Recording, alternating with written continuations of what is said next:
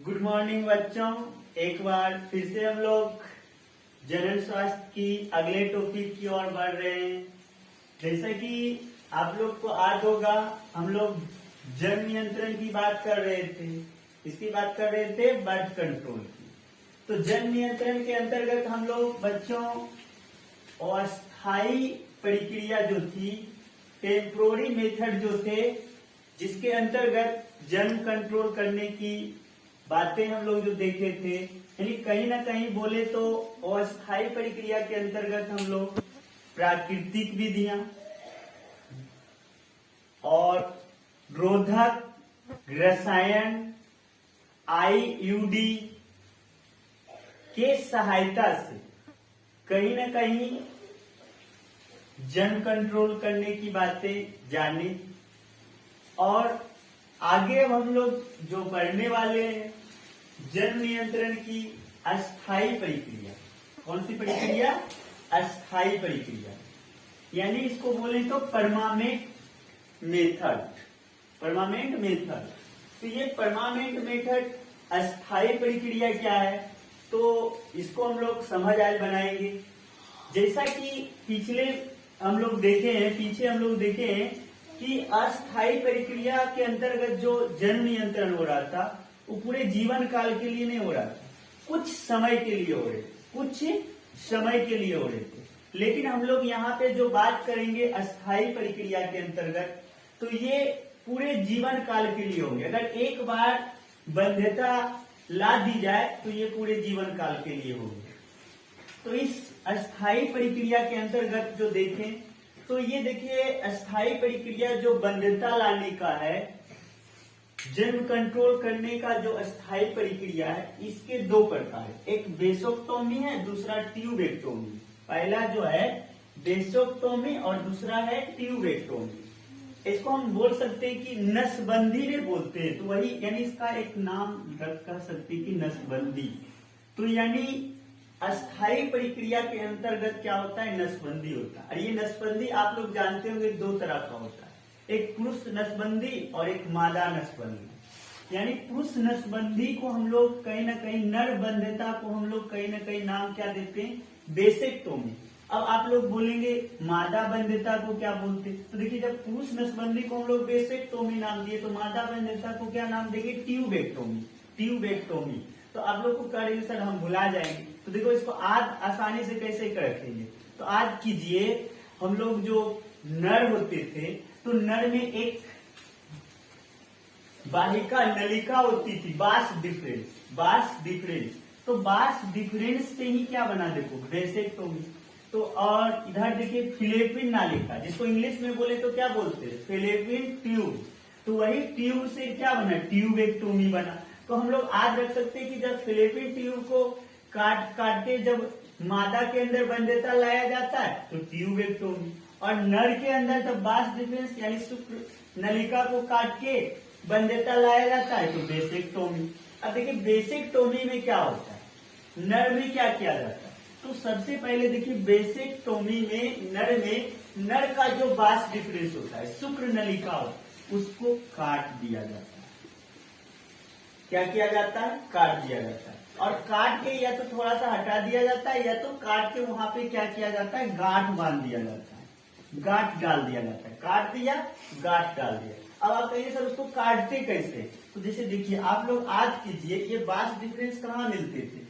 आज कीजिए, ये रचना हम बताए थे ना आप लोग को, इस रचना को आप लोग आज कीजिए थे।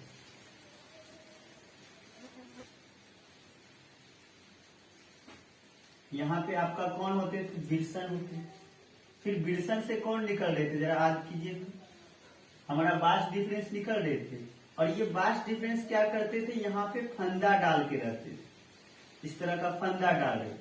तो यही जो बास डिफरेंस है, इसको क्या किया जाता है? यहाँ पे काट दिया जाता है, और काट के यहाँ पे एक गांठ डाल दिया जाता है, इस तरह का यहाँ पे एक गांठ डाल दिया जाता है। अब बोलेंगे सर काटेगा अंदर में कैसे? इसके लिए जो विल्सन कोष होता है उस पर चीरा लगाया जाता है, यानी शल्य चिकित्सा पद्धति समझते हैं, यानी ऑपरेशन एक तरह से बोल सकते हैं। तो यानी वहां पे ऑपरेशन के द्वारा ये चीरा लगा के इस बास डिफरेंस को काट दिया जाता है और काट के वहां पे एक गांठ बांध दिया जाता है। तो इस तरह से आप बताइए, आप यहाँ पे गांठ बांध दिया तो यहाँ विरसन में क्या होगा, शुक्राणु तो बनेंगे, लेकिन इस शुक्राणु जरा सोचिए आगे बढ़ेंगे, यहाँ से आगे बढ़ पाएंगे, यहाँ तो उसका नलिके क्या हुआ है, कटा हुआ। जब नलिका कटा हुआ रहेगा तो जरा सोचिए आगे कौन नहीं बढ़ पा रहे, शुक्राणु। जब शुक्राणु नहीं बढ़ेंगे तब कहेंगे कि सर उसमें सीमेन बनेगा, वीर्य बनेगा। तो जरा आज कीजिए, वीर्य कहाँ से बनता था, यहाँ पे हमारे जो ग्रंथि मिलते थे, कौन सा ग्रंथि, शुक्राशय ग्रंथि। तो ये सब जो ग्रंथि होते थे वो ग्रंथि ना ये सीमेन बनाने के लिए जिम्मेवार थे। तो ये सीमेन बनेंगे पर सीमेन में क्या नहीं मिलेंगे, शुक्राणु नहीं मिलेंगे। जब शुक्राणु नहीं मिलेंगे तब जरा सोचिए आगे जब सहवास की क्रिया होगी, मैथुन की क्रिया होगी, तो उसमें क्या होगा, सीमेन तो जाएगा पर उसमें कौन नहीं होगा, शुक्राणु नहीं होगा। जब शुक्राणु नहीं होगा तो बताइए वो अंडाणु के साथ निषेचन हो पाएगा, नहीं होगा निषेचन। और जब निषेचन नहीं होगा तब जरा सोचिए फिर कौन कंट्रोल होगी, बर्थ कंट्रोल होगी।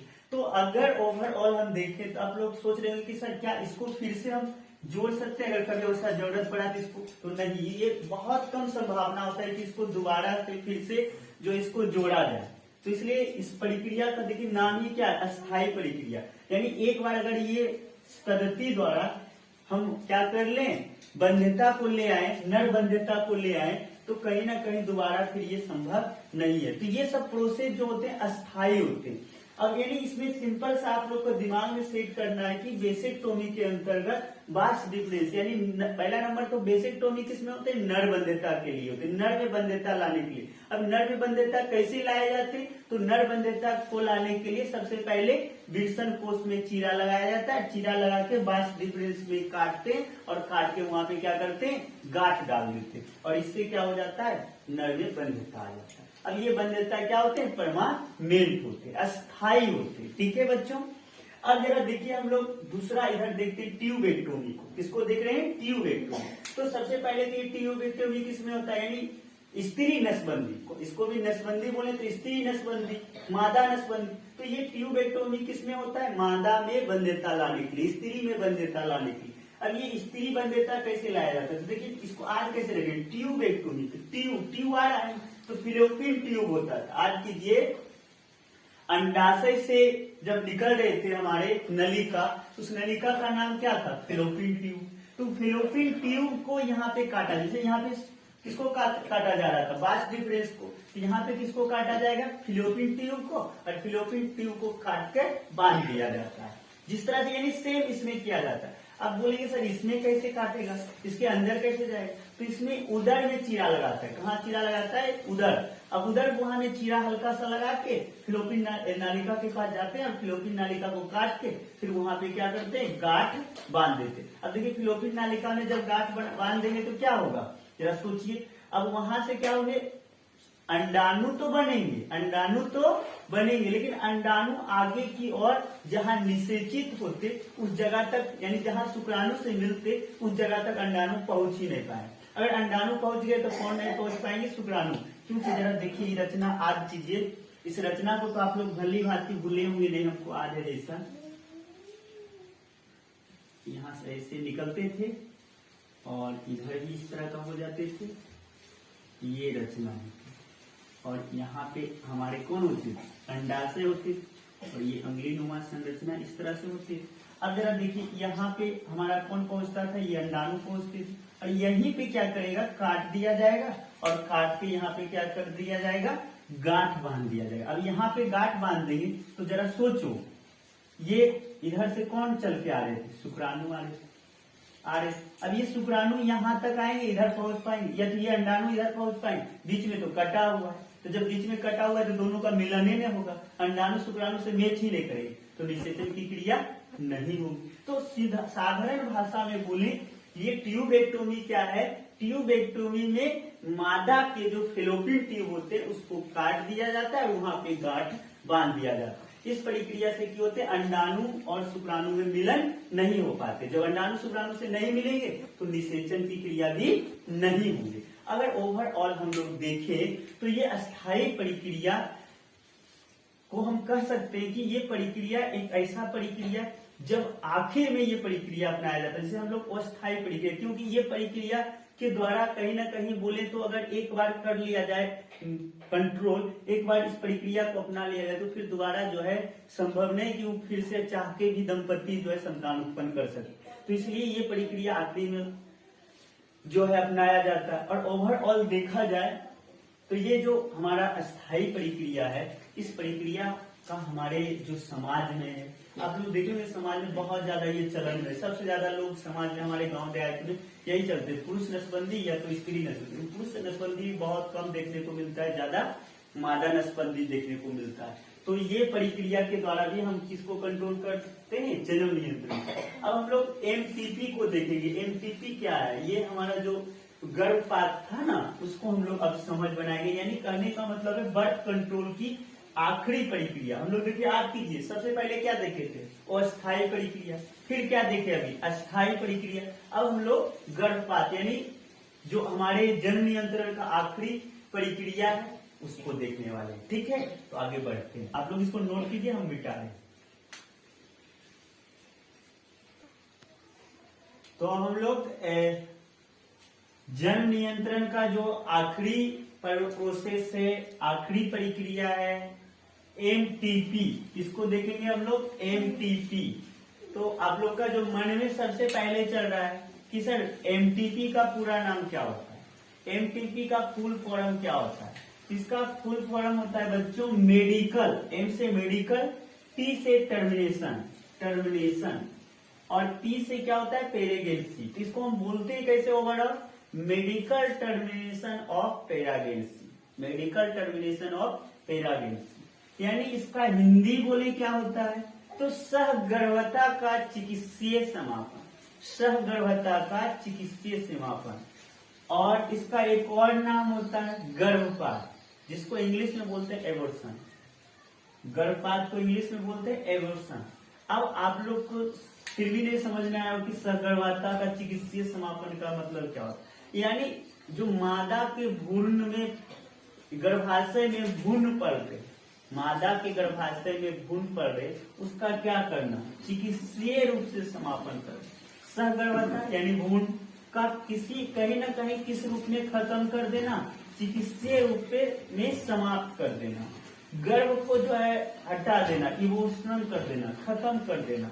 तब बोलेगा कि सर ये कब होते हैं, क्यों होते हैं। तो देखिए इसमें क्या होता है, जो भ्रूण होता है, कौन होते हैं, भ्रूण। भ्रूण में जब पता चलता है कि कोई रोग है, अनुवांशिक रोग है। आज की के पीछे हम बताए थे ना कैसे चेक किया जाता है कि किसी को अनुवांशिक रोग है। इसके लिए क्या किया जाता है, आज कीजिए ये रचना को। ये क्या है, आप लोग इससे भली भांति परिचित।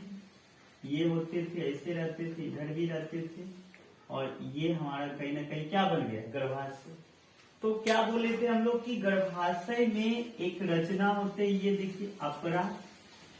इस अपरा में क्या होते हैं, पल रहा भ्रूण यानी शिशु कहीं ना कहीं होते हैं। अब ये शिशु जो होते हैं हसमुख, यही है ना। अब ये हसमुख का कहानी जानी, जब ये अपरा में हाथ पैर मारते हैं तो आज की यहाँ पे बोले थे एक तरल पाया जाता है, एक लिक्विड पाया जाता है। इस लिक्विड को क्या किया जाता है, निकाल लिया जाता है और चेक किया जाता है। किस रूप में, डॉक्टर इसको चेक करते, चिकित्सक इसको चेक करते, और चेक करके ये पता लगा पाते हैं कि जो है कहीं ना कहीं बच्चा में अनुवांशिक रूप से कमियां है, यानी अनुवांशिक रोग। अब जरा बताइए, ऐसे बच्चे अगर हमारे पृथ्वी पर आएंगे तो क्या होंगे, वो सही ढंग से चल नहीं पाएंगे, कहीं ना कहीं अगर बोले तो वो पूरे रूप से सही हमारे लिए भी घातक होंगे। यानी कहने का मतलब वो बच्चा खुद भी तकलीफ में होगा और बच्चा का माता पिता भी तकलीफ में होगा। तो ऐसे कंडीशन में चिकित्सक सलाह देते हैं कि आप उस भ्रूण का क्या कीजिए, नष्ट कर दीजिए, समापन कर दीजिए। तब जाके उस कंडीशन में भ्रूण को क्या किया जाता है, नष्ट किया जाता है। तो आप लोग बोल रहे होंगे सर, लेकिन देखिए अब एक चीज थोड़ा सा जानिए, यहाँ पे लोग इसका गलत इस्तेमाल करने लगे। जैसे हम लोग के देश में पता है, इंडिया में बहुत ज्यादा कौन सोच वाला व्यक्ति, रूढ़िवादी वाला सोच, जिसके परिणाम कहीं ना कहीं हुआ कि जो लड़का है उसका ज्यादा महत्व देना, बॉयज को ज्यादा महत्व देना और गर्ल्स को कहीं ना कहीं महत्वहीन समझना, कमजोर समझना, जिसका परिणाम क्या होता है कि वे रूढ़िवादी सोच वाले जो है एक प्रक्रिया होती है सोनोग्राफी, जिसको बोले अपना भाषा में तो अल्ट्रासाउंड, क्या बोलते हैं, अल्ट्रासाउंड करके उस जो भ्रूण में पल रहे बच्चे होते, उस गर्भ में पल रहे थे बच्चे, उसका लिंग का परीक्षण कर लेते। लिंग यानी लड़का है कि लड़की है। तो अब बताइए जो सोच मानसिकता वाला क्या है, कौन सा मानसिकता वाला, रूढ़िवादी सोच वाला कि लड़का को ज्यादा महत्व देने वाला, वो क्या करते हैं, अगर उन्हें पता चलता है कि भ्रूण में पल रहा बच्चा मादा है यानी गर्ल्स है, तो उनकी हत्या करवा देता है, यानी उसका एमटीपी करवा देता है, मेडिकल टर्मिनेशन ऑफ प्रेगनेंसी, यानी उसका चिकित्सीय रूप से समापन कर दिया। लेकिन हर देश का पूरे विश्व में क्या हो रहा है ये तो नहीं कर सकते, लेकिन हमारे देश में पूरे यानी अदर जगह के भारतीय हमारे देश में भी ये भ्रूण हत्या जो है कहीं ना कहीं मादा भ्रूण हत्या, तो बताइए किसका हत्या किया, मादा का, इसको बोले मादा भ्रूण हत्या, इसका हत्या करना कानूनन जुर्म, कानूनन जुर्म, यानी इसीलिए सरकार हमारे 1971 में कठोर प्रतिबंध लगा दिए। याद रखिएगा ये बिंदु जरूर, कब 1971 में इस पे एक कठोर प्रतिबंध लगा दिए कि कोई भी व्यक्ति लिंग परीक्षण नहीं करवा सकता है और लिंग परीक्षण करवा के उसका हत्या नहीं कर सकता है, उस भ्रूण की हत्या नहीं कर सकता। इसलिए 1971 में बहुत कठोर कानून ले आए। अब आप लोग को लग रहा होगा सर ये कानून आप लोग देख सकते हैं, इस कानून आप लोग जब कहीं जाइएगा कोई डॉक्टर के यहाँ जहाँ पे खास करके सोनोग्राफी होती है, तो सोनोग्राफी किस लिए बना था जरा सोचो, भ्रूण में पल रहे शिशु की अनुवांशिक रोग की पता लगाने, लेकिन यहाँ पे कहीं ना कहीं क्या कर लिया गया है, उसका मिसयूज, गलत ही उससे पता कर लिया जाता है लिंग का। तो हमारे देश में जो है ये कानून बना हुआ है, आप लोग देखे होंगे कि डॉक्टर जो होते हैं वहाँ अपने आगे बोर्ड लगा के रखते, हमारे यहाँ लिंग परीक्षण नहीं किया जाता, लिंग परीक्षण कानूनन अपराध है, ऐसा बोर्ड लगे हुए देखे होंगे। तो ये कब कानून बना था, 1971 में ही बना था, कठोर प्रतिबंध। अब जरा देखिए बात, थोड़ा सुनिए, अब इसमें ही निकाल लिया, पता कर लिया इस तरह से कि भ्रूण में कोई रोग है, तो उसका क्या किया जाता है, भ्रूण को डॉक्टर सलाह देते हैं नष्ट करने के लिए, और जो परिवार भी होते शायद आप कोई भी सोच सकते हैं कि कष्टदायी होगा, दुखदायी होगा, पीड़ादायी होगा, तो उसको आना तो उचित नहीं। तो ऐसे कंडीशन में अब जरा पूछते हैं हम कि कब ये काम किया जाता है, कब इसको नष्ट किया जाता है और कैसे किया जाता है। तो सबसे पहले तो ये आप लोग जानिए कब किया जाता है। तो ये जो गर्भ काल कितना दिन का होता था, ये 9 महीने का होता है। तो 9 महीने का पहले तिमाही में 9 महीने के पहले तिमाही में मतलब कि पहला महीना, दूसरा महीना, तीसरा महीना, इसी तरह आज कीजिए 9 माह में हम लोग 3 तिमाही बांटे थे ना। दूसरा तिमाही में क्या होता था, चौथा महीना, 5वां महीना, 6ठा महीना, और तीसरा और आखिरी तिमाही 7वां, 8वां और 9 महीना होता है।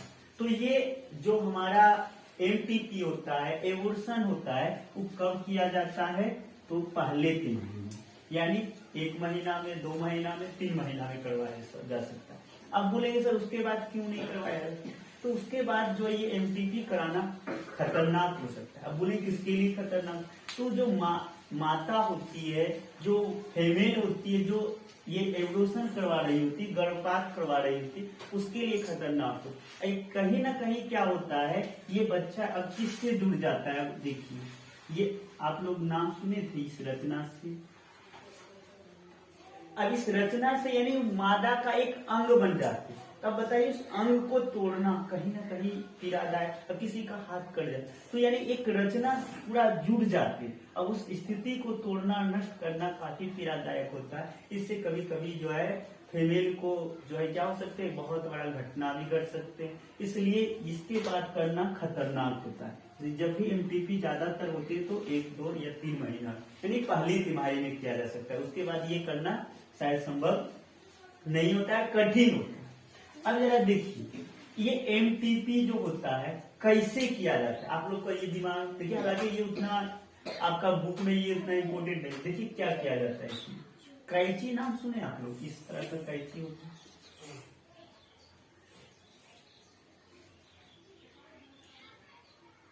अब इस तरह का कैंची से क्या किया जाता है, ये देखिए यहाँ ले आया जाता है। अब पहले ये जो पल रहे भ्रूण होते हैं, ये जो शिशु होते हैं, इसको पूरा काटा जाता है कैंची से, पूरा इसको नष्ट कर दिया जाता है, पूरा एकदम टुकड़ा टुकड़ा कर दिया जाता है। और टुकड़ा टुकड़ा करके फिर इसको क्या किया जाता है, बाहर कर दिया जाता है। टुकड़ा टुकड़ा करके इसको क्या किया जाता है, बाहर कर दिया जाता है। और क्या होता है, अब देखिए टुकड़ा करके ये भ्रूण को नष्ट कर दिया गया, ये गर्भ को नष्ट कर दिया गया, और साथ में क्या होता है, ये जो अपरा बच रहे, इस अपरा को नष्ट कैसे किया जाता है, तो इस अपरा को एक रसायन होता है, एक रसायन होता है मीथ्रिस्टोन। रसायन का नाम क्या है, मीथ्रिस्टोन। इस मीथ्रिस्टोन नामक रसायन क्या करते, इसके अंदर डाल दिए जाते, जिससे ये अपरा को टोटल को नष्ट कर देते। अब बोलेंगे सर ये अपरा को कैसे नष्ट करते, तो ये मीथ्रिस्टोन जो है जाते हैं किसके अंदर, मादा के अंदर, यानी जब मादा को दिया जाता है तो प्रोजेस्टेरोन नामक हार्मोन सुने थे ना, वो प्रोजेस्टेरोन नामक हार्मोन पूरा कम जाता है, जिसका परिणाम ये नष्ट हो जाते हैं, और इसको फिर क्या कर दिया जाता है, यूरिन के रास्ते बाहर कर दिया।